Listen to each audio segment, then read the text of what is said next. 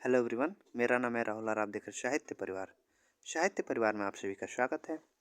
आज मैं आपके लिए एक नया नाटक लेकर आया हूँ जिसका नाम है आषाढ़ का एक दिन।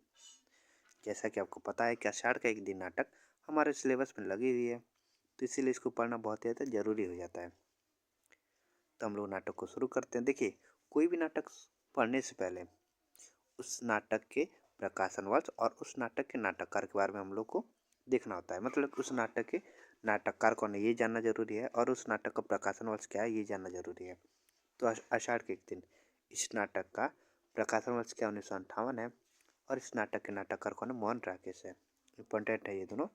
देखो, आषाढ़ के एक दिन नाटक में आपको पूरा तो नहीं नाटक पढ़ाऊंगा, लेकिन जो महत्वपूर्ण पंक्तियाँ मुख्य मुख्य पंक्तियाँ हैं उसको मैं पढ़ाऊंगा, तो आप लोग बने रहिएगा।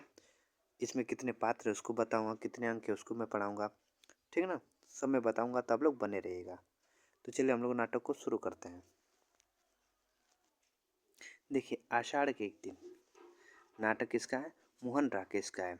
देखो, आषाढ़ के एक दिन प्रकाशन वर्ष 1958। कितना अंक है इसमें? 3 अंक है, महत्वपूर्ण है। देखो, आषाढ़ के एक दिन नाटक में कितने अंक है? 3 अंक है। प्रकाशन वर्ष के 1958 है। किसका है? मोहन राकेश का है। और मोहन राकेश का जन्म कब हुआ था? 1925 में। इनकी मृत्यु कब हुई थी? 1972 में।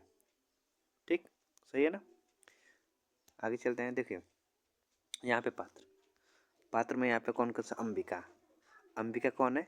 ग्राम की एक वृद्ध महिला है। मल्लिका उसकी पुत्री, मतलब किसकी? अंबिका की पुत्री कौन है? मल्लिका है। और मालिका की माँ कौन है? अंबिका है। कालिदास जो कवि है, जो नायक है इस नाटक का। दंतुल एक राजपुरुष है। मातुल एक कवि मातुल है। जो कवि है, मातुल कौन है? कवि है। ठीक, कालिदास और मातुल ये दोनों कवि हैं, मतलब ये नायक है। कालिदास कौन इसमें? एक नायक है। निक्षेप और विलोमी एक ग्राम का पुरुष है। रंगनी और संगनी नागरी है। अनुसार अनुनासिक अधिकारी है।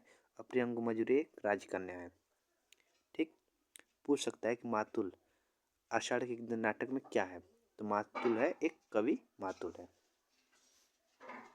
अब इसकी भूमिका पढ़ते हैं। भूमिका किसने लिखी है? तो मोहन राकेश खुद ने इन्होंने भूमिका लिखी। देखिए, यहाँ पे मैंने लिखा है कि मोहन राकेश ने इसकी भूमिका लिखी है। भूमिका को पढ़ते हैं। देखो, आजकल क्या है कि भूमिका से भी प्रश्न आने लगे हैं, ठीक ना, तो इसीलिए भूमिका भी पढ़ना बहुत ही तो जरूरी हो जाता है। 2 शब्द भूमिका में क्या है? 2 शब्द लिखा है यहाँ पे कि हिंदी नाटक रंगमंच की किसी विशेष परंपरा के साथ अनुस्यूत नहीं है। पाश्चात्य रंगमंच की उपलब्धियां ही हमारे सामने है, परंतु न तो हमारा जीवन उन सब पर उपलब्धियों की मांग करता है और न यह संभव प्रतीत होता है कि हम उस रंग शिल्प को व्यापक रूप से ज्यों का त्यों अपने यहाँ प्रतिष्ठित कर दें। हिंदी रंगमंच के विकास से निस्संदेह यह अभिप्राय नहीं है कि अत्याधुनिक सुविधाओं से संपन्न रंगशालाएं राजकीय या अर्ध राजकीय संस्थाओं द्वारा जहां तहां बनवा दी जाए, जिससे वहां हिंदी नाटकों का प्रदर्शन किया जा सके। प्रश्न केवल आर्थिक सुविधा का ही नहीं, एक सांस्कृतिक दृष्टि का भी है। हिंदी रंगमंच को हिंदी भाषी प्रदेश की सांस्कृतिक सांस्कृतिक है पूर्तियों और आकांक्षाओं का प्रतिनिधित्व करना होगा। रंगों और राशियों के हमारे विवेक को व्यक्त करना होगा। हमारे दैनंदिन जीवन के राग रंग को प्रस्तुत करने के लिए हमारे संवेदों और स्पंदनों को अभिव्यक्त करने के लिए जिस रंगमंच की आवश्यकता है वह पाश्चात्य रंगमंच से कहीं भिन्न होगा। इस रंगमंच का रूप विधान नाटक के प्रयोग के अभ्यंतर से जन्म लेगा और समर्थ अभिनेताओं तथा दिग्दर्शकों के हाथों उसका विकास होगा। संभव है यह नाटक उन संभावनाओं की खोज में कुछ योग्य दे सके। ये क्या इस नाटक की भूमिका है? किसने लिखा है? मोहन राकेश ने लिखा है। ठीक, देखो, अंक 1 लिखा है, पर्दा उठने से पूर्व हल्का हल्का मेघ गर्जन और वर्षा का शब्द जो पर्दा उठने के अनंतर भी कुछ क्षण चलता रहता है, फिर धीरे धीरे धीमा पड़कर विलीन हो जाता है। पर्दा धीरे धीरे उठता है, मतलब कि क्या होता है कि पर्दा उठने से पहले हल्की हल्की जो मेघ गर्जन, जो बादल गरजता है, और वर्षा का शब्द, मतलब धीरे धीरे बारिश हो रही है। और ये प्रक्रिया मतलब अनंतर कुछ क्षण तक चलता रहता है और धीरे धीरे क्या होता है, ये बरसात जो धीमी पड़कर खत्म हो जाती है।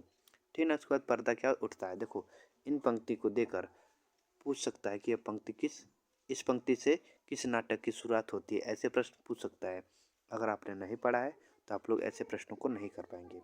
ठीक ना। तो इम्पोर्टेंट ये है, ध्यान दीजिएगा। फिर यहाँ पे जितना हाईलाइट किया है मैंने, वो लगभग में जितना मैंने हाईलाइट किया है सब के सब इम्पोर्टेंट है। लिखा है एक साधारण प्रकोष्ठ, दीवारें लकड़ी की है। दीवारें कैसी है? लकड़ी की है, परंतु निचले भाग में चिकनी मिट्टी से पोती गई है। मतलब कि वह जो मतलब कि नाटक का जो मंच लगा है वो कैसा है, तो वही बता रहा है यहाँ पे। बीच बीच में गेरू से स्वास्तिक चिन्ह बने हैं। सामने का द्वार अंधेरी ड्योढ़ी में खुलता है। उसके दोनों ओर छोटे छोटे ताक हैं जिनमें मिट्टी के बोझे दिए रखे हैं।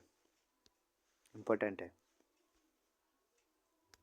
फिर यहाँ पे मल्लिका, यहाँ पे पंक्ति मल्लिका की देखो इम्पोर्टेंट पंक्ति में पढ़ाऊंगा, जिससे आपका समय भी बचेगा और आप लोग महत्वपूर्ण पंक्तियाँ पढ़ भी लेंगे।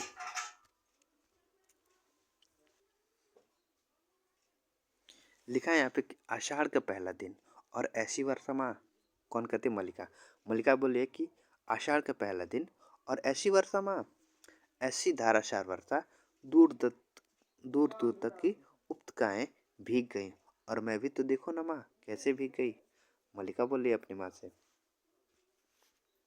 माँ कौन है? अंबिका है। ठीक, याद रखिएगा।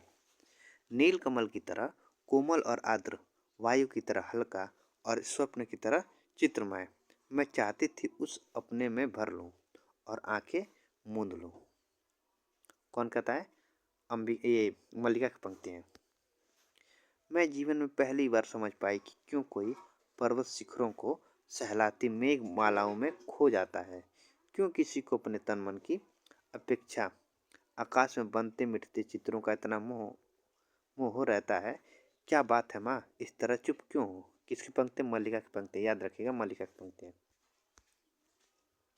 तो यहाँ पे अंबिका, अब उसकी माँ की पंक्ति है अंबिका की। कभी वर्षों में ये आकृति यहाँ दिखाई देती है और जब भी दिखाई देती है कोई न कोई अनिष्ट होता है। कभी युद्ध की सूचना आती है, कभी महामारी की।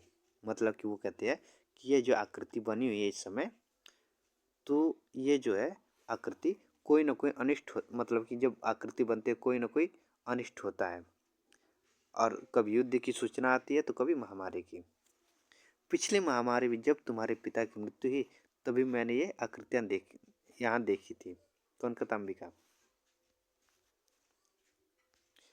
फिर यहाँ पे अंबिका की पंक्ति अग्निमित्र आज लौट आया है। कौन कहता? अंबिका कहती कि अग्निमित्र आज लौट आया है। इंपॉर्टेंट पंक्ति है। क्रमशः स्वर में और उत्तेजना आ जाती है। मतलब कौन? मल्लिका के।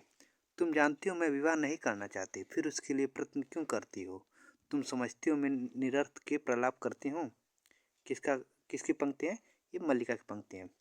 फिर यहाँ पे मल्लिका की पंक्ति है कि क्या कहते हैं, क्या अधिकार है उन्हें कुछ भी कहने का? मल्लिका का जीवन उसकी अपनी संपत्ति है, वह उसे नष्ट करना चाहती है तो किसी को उस पर आलोचना करने का क्या अधिकार है? मल्लिका कहती है कि मतलब कि उसकी संपत्ति, उसका जीवन जो उसकी संपत्ति है, वह चाहे नष्ट करे, चाहे उसको बनाए, चाहे बिगाड़े, मतलब दूसरे से उससे क्या मतलब है? अंबिका, तुम ना कहो, मैं कह रही हूँ। आज तुम्हारे जीवन तुम्हारा संपत्ति है, मेरा तुम पर कोई अधिकार नहीं। अंबिका कहती है कि मतलब कि तुम अब बड़ी हो गई हो तो तुम्हारा जो जीवन तुम्हारी संपत्ति है। मैंने तुमको इतना बड़ा कर दिया है लेकिन मेरा कोई अधिकार नहीं है।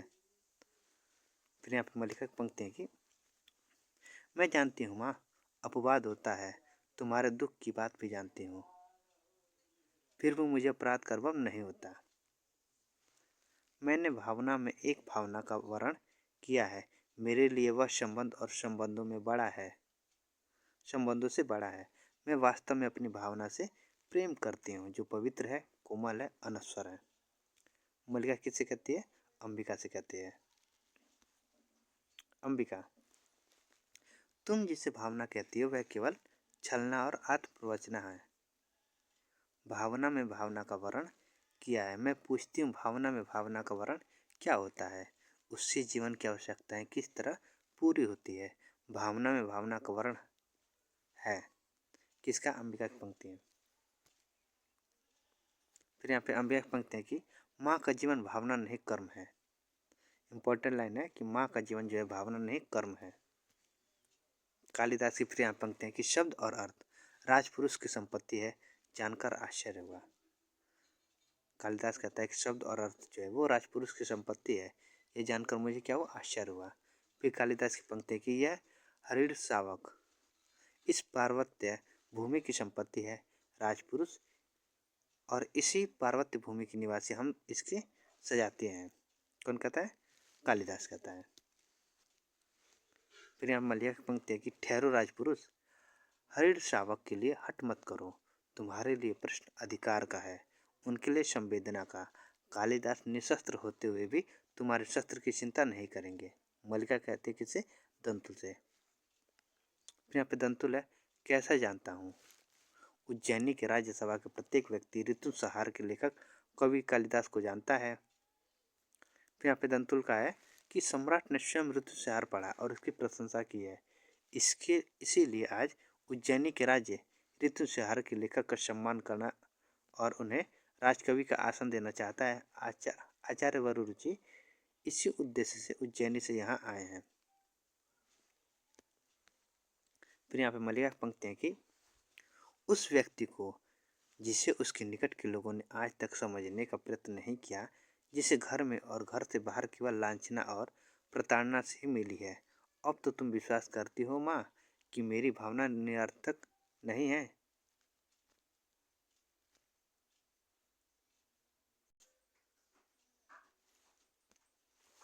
अंबिका के यहाँ पे पंक्ति की मैं कह चुकी हूँ, मेरी सोचने समझने की शक्ति जो जड़ हो चुकी है। अंबिका, मेरी वह अवस्था बीत चुकी है जब यथार्थ से आंख मूंद कर जिया जाता है। कौन कहता है? अंबिका कहते हैं। देखो जितने भी यहाँ पे हाईलाइट की गई है पंक्तियाँ बहुत इंपॉर्टेंट है, एग्जाम में पूछी जाती हैं, ठीक ना, तो आप लोग ध्यान दीजिएगा। मल्लिका, और तुम्हारी यथार्थ दृष्टि केवल दोष ही दोष देखती है। मल्लिका कहते हैं कि जो तुम्हारी यथार्थ की जो दृष्टि है केवल दोष ही दोष देखती है। यहाँ पे अंबिका की पंक्ति, वह व्यक्ति आत्मसीमित है, संसार में अपने सिवा उसे और किसी से मोह नहीं। किसकी बात चले? कालिदास की। मतलब अंबिका कहते हैं मल्लिका से कि जो कालिदास है वो आत्मसीमित है, मतलब कि वो एक आत्मसीमित है, संसार में अपने सिवा उसे और किसी से मोह नहीं है। फिर यहाँ पे अंबिका की पंक्ति है कि किसी संबंध से बचने के लिए अभाव जितना बड़ा कारण होता है, अभाव की पूर्ति उससे बड़ी कारण बन जाती है। किसकी पंक्ति है? अंबिका की पंक्ति है।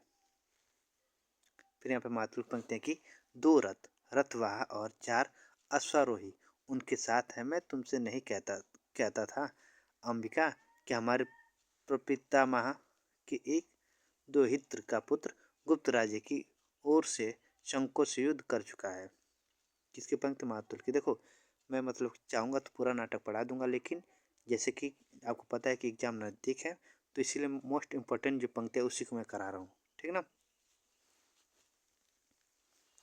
फिर यहाँ पे मातृ पंक्ति है कि उसी की बात कर रहा हूँ अंबिका, तुम समझो कि एक तरह से राज्य की ओर से हमारे वंश का सम्मान किया जा रहा है और वे वंशवंतज कहते हैं मुझे सम्मान नहीं चाहिए, मैं राजकीय मुद्राओं से कृत होने के लिए नहीं हूँ। कौन? मातुल। फिर यहाँ पे मातुल कहता है कि मेरी समझ में नहीं आता कि इसमें क्रय विक्रय की क्या बात है, सम्मान मिलता है ग्रहण करो, नहीं कविता का मूल्य ही क्या है। इंपॉर्टेंट लाइन है ये वाली, मोस्ट इम्पॉर्टेंट है कि मेरी समझ में नहीं आता है कि इसमें क्रय विक्रय की क्या बात है, सम्मान मिलता है ग्रहण करो, नहीं कविता का मूल्य ही क्या है। ऋतु संहार का इसमें नाम आया है तो आप लोग इसको याद रखिएगा। अंबिका, सम्मान प्राप्त होने पर सम्मान के प्रति प्रकट की गई उदासीनता व्यक्ति के महत्व को बढ़ा देती है। तुम्हें प्रसन्न होना चाहिए कि तुम्हारा भागिने लोक नीति में निष्णात है। मातुल के यहाँ पंक्ति की यह लोक नीति है, तो मैं कहूँगा कि लोक नीति और मूर्ख नीति दोनों का एक ही अर्थ है। यह लोक नीति है तो मैं कहूँगा कि लोक नीति और मूर्ख नीति दोनों का एक ही अर्थ है। फिर ठहरने लगता है। फिर यहाँ पे कहता है कि जो व्यक्ति कुछ देता है धन हो या सम्मान हो, वह अपना मन बदल भी सकता है, और बदल गया तो बदल गया। इंपॉर्टेंट है किसका, मातुल का है। फिर यहाँ पे मातुल की पंक्ति की, ना जाने इतने बड़े आचार्य की इसकी कविता में क्या विशेषता दिखाई देती है। किसकी पंक्ति, मातुल की। फिर रुक कर अंबिका की ओर देखता है, कौन, मातुल। इस व्यक्ति का सम्मान है, लोक व्यवहार तक तो ज्ञान नहीं, और तुम लोक नीति की बात कहती हो। आप एक हरित शावक को गोदी में लिए घर की ओर आ रहे थे। सौभाग्यवश मैंने बाहर ही देख लिया। मैंने प्रार्थना की कि कभी कुल गुरु जिस समय इस रूप में घर में जाने का नहीं। उज्जैनी से एक बहुत बड़े आचार्य आए हैं। आप सुनते ही लौट पड़े, जैसे रास्ते में सांप देख लिया हो। किसी पंक्ति, मातुल के। फिर यहाँ पे मातुल पंक्ति है कि, रुक कर जलते अंगारे की सी दृष्टि से मुझे देखा। मैं राजकीय मुद्राओं से कृत्य होने के लिए नहीं हूँ। कौन, मातुल की पंक्ति कि मैं राजकीय मुद्राओं से कृत होने के लिए नहीं हूँ। फिर यहाँ पे नीचे पंक्ति है कि, मैं चाहता हूँ कि कालिदास उज्जैनी अवश्य जाएं, इसलिए मैंने मातुल का इस समय उनके पास जाना उचित नहीं समझा। मातुल को अपने मुंह के शब्द सुनने में ऐसा रस प्राप्त होता है कि वे बोलते ही जाते हैं, परिस्थिति को समझना नहीं चाहते। इम्पोर्टेंट है कि मातुल को अपने मुंह के शब्द सुनने में ऐसा रस प्राप्त होता है कि वे बोलते ही जाते हैं, परिस्थिति को समझना नहीं चाहते। कालिदास हट कर रहे हैं कि जब जब तक उज्जैनी से आए अतिथि लौट नहीं जाते, वे जगदम्बा के मंदिर में ही रहेंगे। फिर यहाँ पे अंबिका की पंक्ति है कि, राज्य कवि सम्मान करना चाहता है, कवि सम्मान के प्रति उदासीन, जगदम्बा के मंदिर में साधन निरत है। राज्य के प्रतिनिधि मंदिर में आकर कवि की अभ्यर्थना करते हैं। कवि धीरे धीरे आँख खुलता है, इतना बड़ा नाटक करना विछड़ता नहीं है। किसकी है, अंबिका की पंक्ति, मोस्ट इम्पोर्टेंट ये भी है, एक दो बार एग्जाम में आया भी है ये वाला। फिर यहाँ पे विलोम की पंक्ति है कि, कालिदास क्यों नहीं चाहता, क्योंकि मेरी आंखों में उसे अपने हृदय के सत्य झांकता दिखाई देता है, उसे उलझन होती है। किंतु तुम तो जानती हो अंबिका, मेरा एकमात्र दोष यह है कि मैं जो अनुभव करता हूँ स्पष्ट कह देता हूँ। विलोम कहता है, किससे, अंबिका से। विलोम, छंदों का अभ्यास मेरी वृत्ति नहीं है, छंदों का जो अभ्यास है मेरी वृत्ति नहीं है। यहाँ पे फिर विलोम की पंक्ति की, विलोम क्या है, एक असफल कालिदास, और कालिदास क्या, एक सफल विलोम। इंपॉर्टेंट पंक्ति है कि विलोम क्या है, मतलब विलोम अपने आप को बोला है कि विलोम क्या है, एक असफल कालिदास है, और कालिदास कौन, एक सफल विलोम है। हम कहीं एक दूसरे के बहुत निकट पड़ते हैं। पूछ सकता है ये वाली पंक्ति कि विलोम क्या, एक असफल कालिदास, ये पंक्ति किसकी है, तो विलोम की, याद रखना है। मैं अनुभव करता हूँ कि ग्राम प्रांतर मेरी वास्तविक भूमि है। मैं कई सूत्रों से इस भूमि से जुड़ा हूँ, उन सूत्रों से तुम हो, यह आकाश और यह मेघ, यहाँ की हरियाली है, हरिणों की बच्चे बच्चे हैं, पशुपाल हैं। विलोम की पंक्ति वो वाली है, ये विलोम की पंक्ति है। फिर यहाँ पर मल्लिका की पंक्ति है कि, यह क्यों नहीं सोचते कि नई भूमि तुम्हें यहाँ से अधिक संपन्न और उर्वरी मिलेगी। इस भूमि से तुम जो कुछ ग्रहण कर सकते थे कर चुके हो। तुम्हें आज नई भूमि की आवश्यकता है जो तुम्हारे व्यक्तित्व को अधिक पूर्ण बना दे। किसकी है, मल्लिका की। फिर कालिदास कहता है कि नई भूमि सूखा भी तो सकती है। कालिदास कहता है कि नई भूमि जो है वो सूखा भी तो सकती है, फिर टहलने लगता है। फिर मल्लिका कहते हैं कि कोई भूमि ऐसी नहीं जिसके अंदर में कोमलता ना हो, तुम्हारी प्रतिभा उस कोमलता को स्पर्श अवश्य पालेगी। कालिदास और उस जीवन की अपनी अपेक्षाएं भी होंगी। यहाँ पे तो हमने पहला अंक पढ़ लिया, ठीक ना। पहले अंक की जो महत्वपूर्ण पंक्ति है उसको पढ़ लिया। अब हम लोग अंक 2 पर चलते हैं। अंक 2 देखो, अंक 2 कैसे शुरुआत होती है, कुछ वर्षों के बाद वही प्रकोष्ठ की स्थिति में पहले से कहीं अंतर आ गया है। लिपाई कई स्थानों से उखड़ रही है। गेरू से बने स्वस्तिक, शंख और कमल अब बुझे बुझे से हैं। चूल्हे के पास पहले से बहुत कम बर्तन है। इंपॉर्टेंट पंक्ति है, ठीक ना। ये मल्लिका के घर की बात हो रही है। फिर यहाँ पे मल्लिका की पंक्ति है कि, और मुझे प्रसन्नता है कि वे वहाँ रहकर इतने व्यस्त हैं। जहाँ उन्होंने केवल ऋतु संहार की रचना की थी, वहाँ उन्होंने कई नए काव्यों की रचना की है। 2 वर्ष पहले जो व्यवसायी आए थे, उन्होंने कुमार संभव और मेघदूत की प्रतियां मुझे ला दी थी। बता रहे थे उनके एक और बड़े काव्य की बहुत चर्चा है, परंतु इसकी प्रति उन्हें नहीं मिल पाई। फिर मल्लिका की पंक्ति की, उनके प्रसंग में मेरी बात कहीं नहीं आती। मैं अनेकानेक साधारण व्यक्तियों में से हूँ। वे असाधारण है। उन्हें जीवन में असाधारण का ही साथ चाहिए था। किसकी पंक्ति? मल्लिका की। फिर यहाँ पे मल्लिका की पंक्ति है कि इसके विपरीत मुझे अपने से ग्लानि होती है कि यह ऐसी मैं उनकी प्रगति में बाधा भी बन सकती थी। आपके कहने से मैं उन्हें जाने के लिए प्रेरित ना करती तो कितनी बड़ी क्षति होती। किसकी मल्लिका पंक्ति है कि वो कहते हैं कि अगर मैं उन्हें जाने के लिए प्रेरित ना करती तो बहुत ही बड़ी क्षति होती। मल्लिका पंक्ति है कि मेरे जीवन में पहले से क्या अंतर आया है। पहले माँ काम करती थी, अब वे अस्वस्थ है, मैं काम करती हूँ। मल्लिका कहती है मेरे जीवन में पहले से अंतर आया, बस इतना आया कि पहले जो माँ काम करती थी, अब मैं काम खुद करती हूँ। निक्षेप की पंक्ति है कि संभवतः राज्य के कर्मचारी है। 2 वैसी ही आकृतियां मैंने देखी है, जैसे तब देखी थी जब आचार्य कालिदास को लेने आए थे। निक्षेप कहता है। फिर यहाँ पे मल्लिका पंक्ति की जानते हैं माँ इस संबंध में क्या कहती है? कहती है कि जब भी ये आकृतियां दिखाई देती है, कोई ना कोई अनिष्ट होता है, कभी युद्ध कभी महामारी, परंतु पिछली बार तो ऐसा कुछ नहीं हुआ। निक्षेप, वह एक बहुत परिचित आकृति है। मल्लिका परिचित आकृति है। निक्षेप, मुझे विश्वास है वे स्वयं कालिदास है। निक्षेप कहता है मुझे विश्वास है कि वे स्वयं कौन है? कालिदास है। फिर संगनी पंक्ति है कि यह है रंगणी, उज्जैनी के नाट्य केंद्र में नृत्य का अभ्यास करते हैं। नाटक लिखने में भी इसकी रुचि है। रंगड़ी और यह संगनी उसी केंद्र में मृदंग और वीणा वादन सीखती हैं। बहुत सुंदर प्रणय गीत लिखती हैं। अब गद्य की ओर आ रही हैं और तुम्हारा परिचय। फिर संगनी कहते हैं हाँ, आंचलिक शब्द में कि जैसे पतंजलि ने लिखा है ना कि यद्धा को कुछ लोग यरवा बोलते हैं और तद्वा को तरवा, यवाण स्तरवाण ऋष्यो बभुवा। मल्लिका, मुझे इतना ज्ञान नहीं है। रंगड़ी, देखो मैं तुम्हें समझाती हूँ। बात यह है कि राजकीय नियोजन से हम दोनों कवि कालिदास के जीवन की पृष्ठभूमि का अध्ययन कर रहे हैं। तुम समझ सकती हो कि यह कितना बड़ा और महत्वपूर्ण कार्य है, परंतु यहाँ घूमकर हम तो लगभग निराश हो चुकी हैं।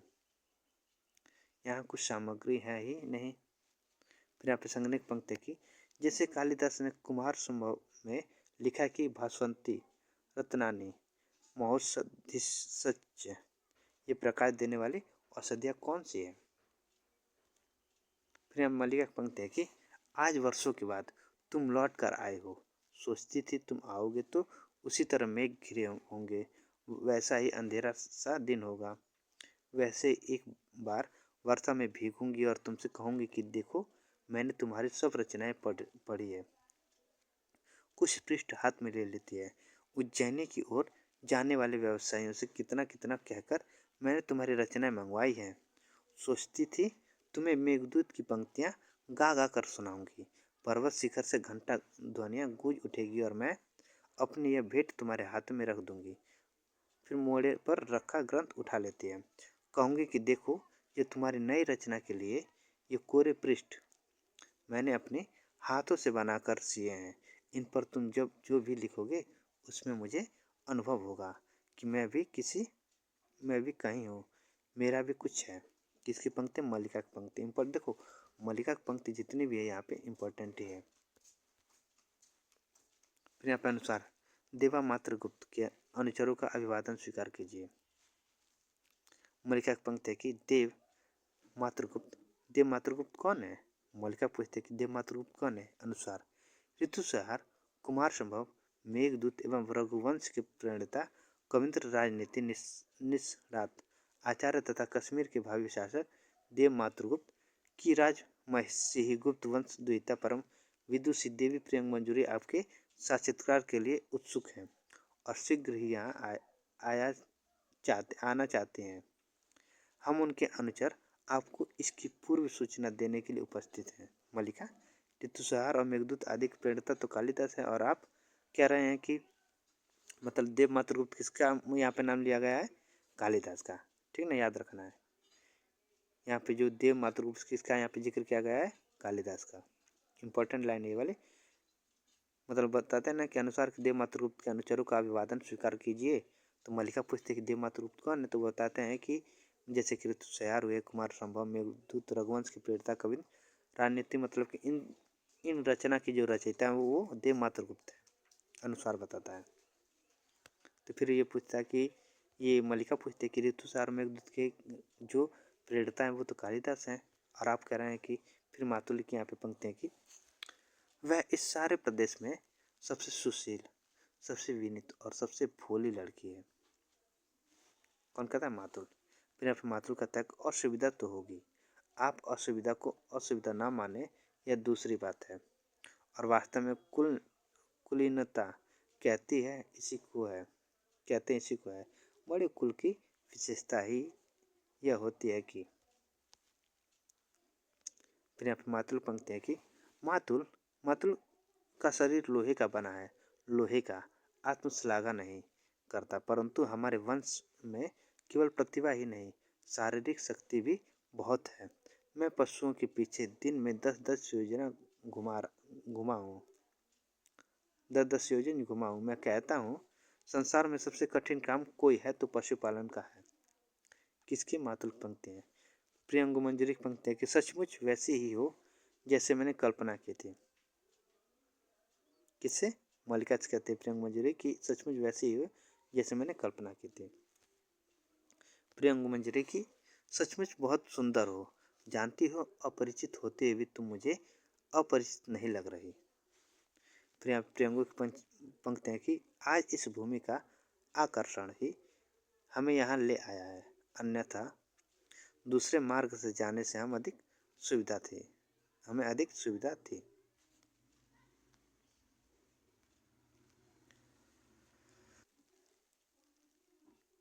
प्रियंगु की पंक्ति है कि यहाँ से बहुत दूर तक की पर्वत श्रृंखलाएं दिखाई देती है, कितनी निर्वाच्य सुंदरता है, मुझे यहाँ आकर तुमसे स्पर्धा हो रही है। कौन? प्रियंगु कहते किससे? मल्लिका से। प्रियंगु, मैं समझ सकती हूँ, उनसे जान चुकी हूँ कि तुम बचपन से उनकी संगनी रही हो, उनकी रचनाओं के प्रति तुम्हारा मोह स्वाभाविक है। फिर यहाँ पे प्रियंगु की पंक्ति है कि राजनीति साहित्य नहीं है, उसमें एक एक क्षण का महत्व है, कभी एक क्षण के लिए भी चूक जाए तो बहुत बड़ी अनिष्ट हो सकता है। राजनीतिक जीवन की धुरी में बने रहने के लिए व्यक्ति को बहुत जागरूक रहना पड़ता है। साहित्य उनके जीवन का पहला चरण था, अब वे दूसरे चरण में पहुंच चुके हैं। मेरा अधिक समय इसी आयास में बीतता है कि उनका बड़ा हुआ चरण पीछे न हट जाए। प्रियंगु की पंक्ति है। अंबिका की यहाँ पंक्ति है कि इसके मन में यह कल्पना नहीं कि क्योंकि यह भावना के स्तर पर जीतती है, इसके लिए जीवन में। फिर उसके बाद क्या होता है कि अंबिका की सांस फूल जाने से शब्द गले में अटक जाते हैं। मल्लिका हाथ से पृष्ठ आसन पर रख देती है और पास जाकर अंबिका को पीठ से सहारा देती है। फिर बिलों की पंक्ति है कि राजकीय पंखधूलि घर में पड़ती है तो लोग गौरव का अनुभव करते हैं, ऐसा अवसर हर किसी के जीवन में कहाँ आता है। किसकी पंक्ति? बिलों की पंक्ति है कि फिर यहाँ पे अंबिका की पंक्ति है, मैं जानती थी, आज नहीं तब से ही जानती थी, वह आता तो मुझे आश्चर्य होता, अब मुझे आश्चर्य नहीं है, कोई आश्चर्य नहीं है, प्रसन्नता है कि मैं उसके संबंध में ठीक सोचती थी। जीवन एक भावना है, कोमल भावना, बहुत बहुत कोमल भावना। किसकी है? अंबिका की पंक्ति है। मतलब किसके लिए बोले? ये कालिदास को बोले कि मैं जानती थी, आज नहीं तब से ही जानती थी, वह आता तो मुझे आश्चर्य होता। कौन? कालिदास। अब मुझे आश्चर्य नहीं है, कालिदास के विषय में कह रही है अंबिका। अब आते हैं तीसरे अंक पे। देखो, हमने प्रथम अंक की महत्वपूर्ण पंक्तियाँ पढ़ी, दूसरे अंक की महत्वपूर्ण पंक्तियाँ पढ़ी। अब तीसरे अंक की हम लोग महत्वपूर्ण पंक्तियों को पढ़ेंगे। ठीक, महत्वपूर्ण पंक्तियाँ क्यों पढ़े हैं? क्योंकि एग्जाम हमारे पास में है, जैसा पता है एग्जाम जो है पास में है, तो इसीलिए महत्वपूर्ण पंक्तियाँ पढ़ेंगे तो आपको समय बचेगा। ठीक, अंक 3, कुछ और वर्षों के बाद, मतलब अंक 3 में क्या है, कुछ और वर्षों के बाद। वर्षा और मेघ, गर्जन का शब्द, पर्दा उठने पर वही प्रकोष्ठ, एक दीपक जल रहा है। प्रकोष्ठ की स्थिति से पहले से बहुत अंतर दिखाई देता है, सब कुछ जर्जर हो और अस्त व्यस्त है। कुंभ केवल एक है और उसका भी कोना टूटा है। आसन अपने स्थान से हटा हुआ है और उस पर अब बागचाल नहीं है। मतलब कि स्टेज किस तरह, मतलब कि नाटक का जो स्टेज वो किस तरह है वो ये बता रहा है।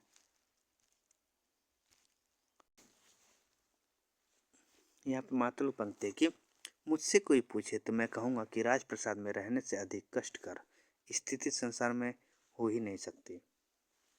फिर यहाँ पे मातृ पंक्ति की, बताओ मातुल में ऐसा क्या है जिसके आगे कोई सिर झुकाएगा? मातुल न देवी है, न देवता है, न पंडित है, न राजा है, तो फिर क्यों कोई सिर झुकाकर मातुल की वंदना करे?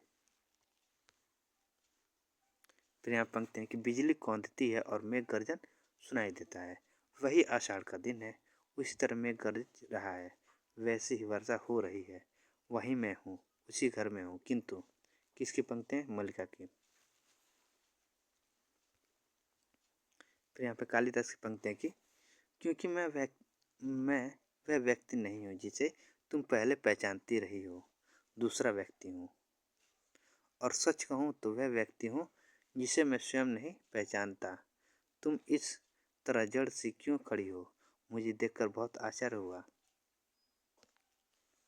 मल्लिका की पंक्ति, मुझे विश्वास ही नहीं हो रहा है कि तुम हो, और मैं जो तुम्हें देख रही हूँ वास्तव में मैं ही हूँ। किसकी पंक्ति? मल्लिका की पंक्ति है।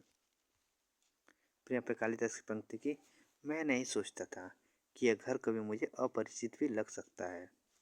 यहाँ की प्रत्येक वस्तु का स्थान और विन्यास इतना निश्चित था, परंतु आज सब कुछ अपरिचित लग रहा है और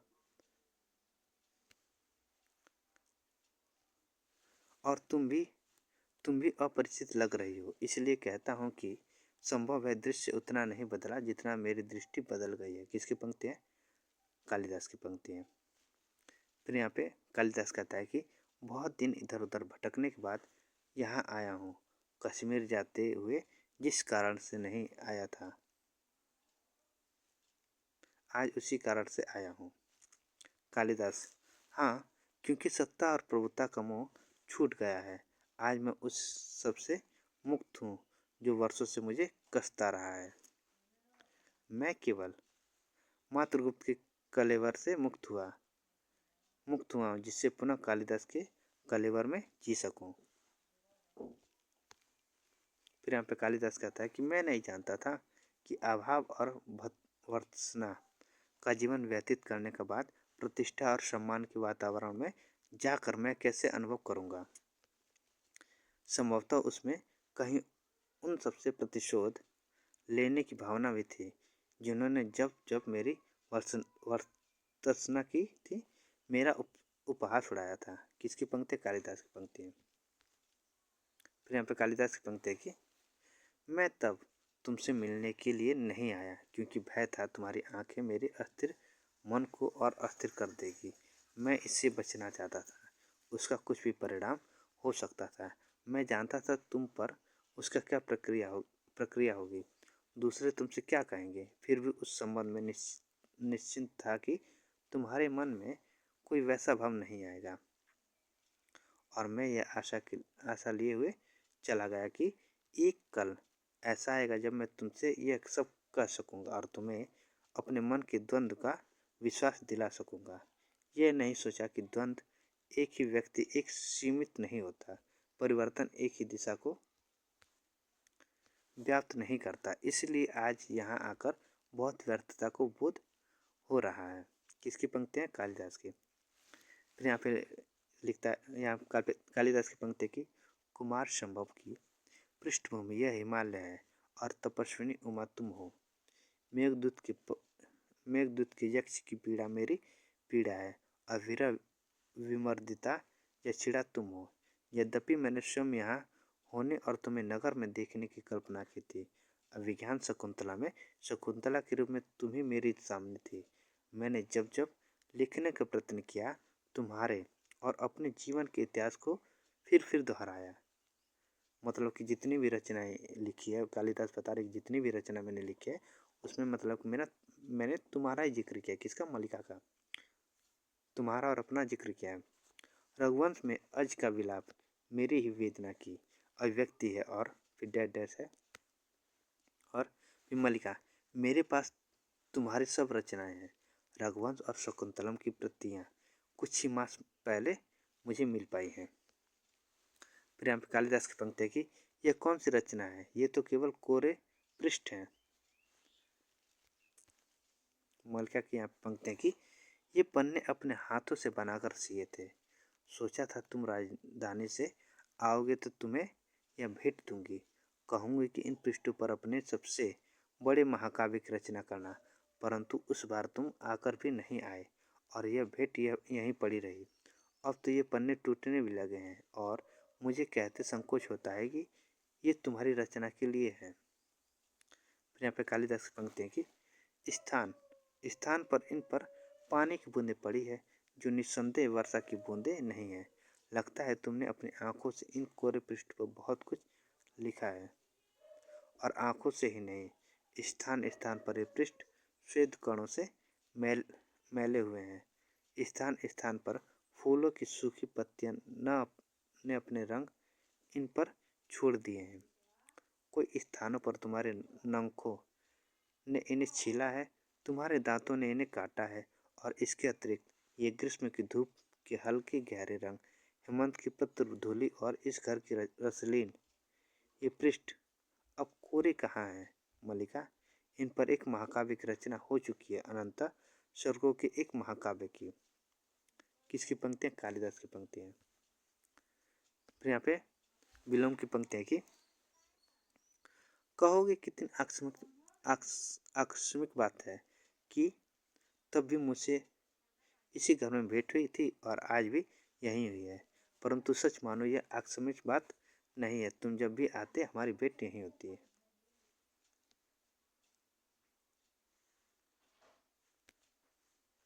फिर यहाँ पे कालिदास की पंक्ति सोच रहा हूँ कि वह आषाढ़ का एक ऐसा ही दिन था, ऐसी ही घाटी में मेघ भरे थे और असमय अंधेरा हो गया आया था। मैंने घाटी में एक आहत हरितशावक को देखा था और उठाकर यहाँ ले आया था। तुमने उसका उपचार किया था।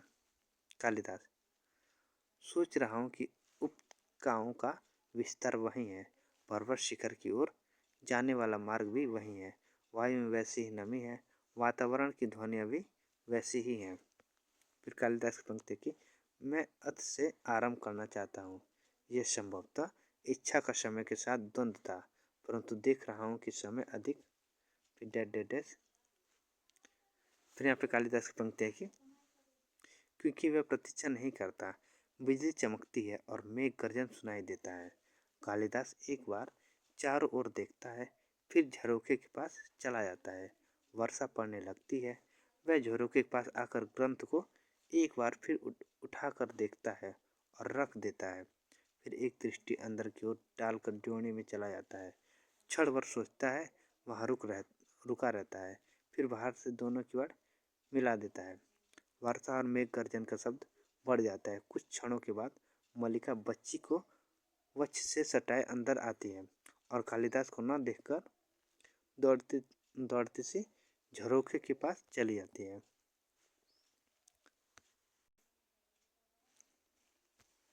मल्लिका, कालिदास उसी तरह झरोखे के पास आकर ड्योढ़ी की किवाड़ खोल देती है। फिर कहते कालिदास, पैर बाहर की ओर बढ़ने लगते। किसके? मल्लिका के।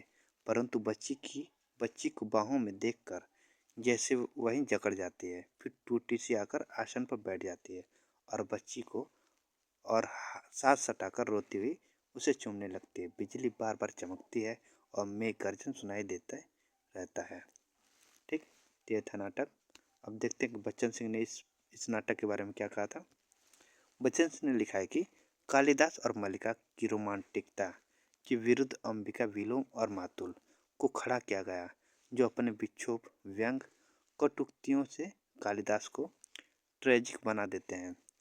यह सभी की जिंदगी भीतर है, किंतु कालिदास के अतिरिक्त सभी पात्र उसे झेल जाते हैं। किसी बड़ी अर्थवत्ता से न जुड़े पाने तथा नया नाट्य रूप न खोज पाने पर भी अपनी काव्यात्मकता और नाट्य बिंबों की योजना में यह नाटक नई दिशा निर्देशित करता है। बिंबों का बहुत ही अर्थवान नियोजन हुआ, जैसे घोड़ों की टापों की ध्वनि, राजपुरुष और क्रूर और हृदय हृदयहीन बिंब उभारती है। घायल हरिण शावक स्वयं कालिदास की व्यथा का बिंब बन जाता है। ठीक वैसे ही जैसे रेल दुर्घटना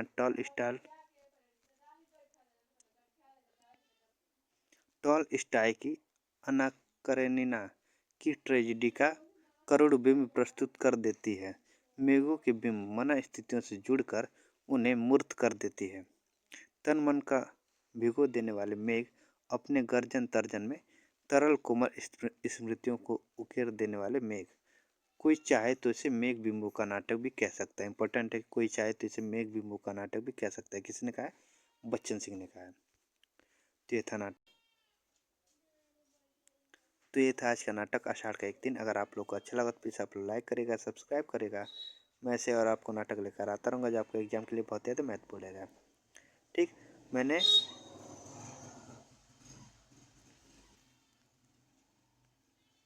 मैंने बहुत से नाटक करा दिए। अगर आपने इसको नहीं देखा तो जाइए इसको देख लीजिएगा। ठीक, और ज़्यादा से ज़्यादा लाइक और शेयर करिएगा। तो आज के लिए इतना ही, धन्यवाद।